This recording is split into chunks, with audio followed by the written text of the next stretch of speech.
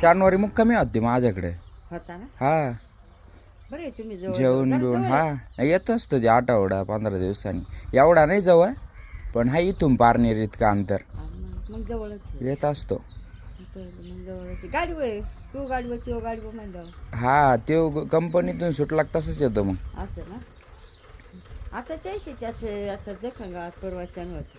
आत्ता पण प्रवचन द्यायचं आता 30-31ला काहीतरी इकडं वासून द्यायचं तिकडेच आहे कुठंतरी.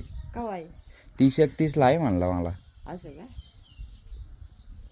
असं केलंय काम गासाठी आणि ते लय वडीतो ना आता कंपनीचं करतो हे करतो. चांगलं वाटायचं बरं का.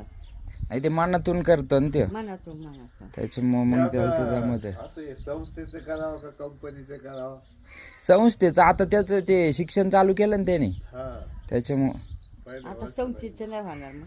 नाही होईल ना दोन्ही. मग तिथं पोरं त्याच्या बरोबरचे ते शिक्षणच घेतात ना. असं ना. हा 4-5 जण आहे ते बरोबर राहतात त्याच्यामुळे काही अडचण नाही. मग तुला कसं वाटत हे काम कोणतं हे परवाचनाचं हे चांगलं करतो ते. उलट काही लसण आणि त्याच्या मनात तसंच आहे ना ते बोलत त्याचे. काही लसण नाही लागत. हा मार्ग चांगल्या मार्गाने जाणं होत. चांगल्या मार्गाने कोणते बी जाणार. कवय ना आता आपण तू चांगल्या मार्गानेच बुवा तुमची संग बोलावं म्हणून असं बुवा ते त्याच्या मनातून वाटत का बुवा आपल्याला हे बरं आहे. नाही ते पोरग वेगळंच आहे जरा बाकीच्यांपेक्षा.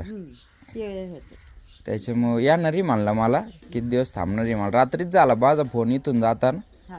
म्हणला हाय प्रवचन इकडं 31-30ला येणारी. 31ला प्रवचन आहे परत 31ला रात्री रिटर्न आता फिरणारी. एखाद्या दिवशी याचं जखम गावात होत हा माणसं आले ना दिंडू हा ते नाही त्याचा अभ्यास बराच आहे त्यातला.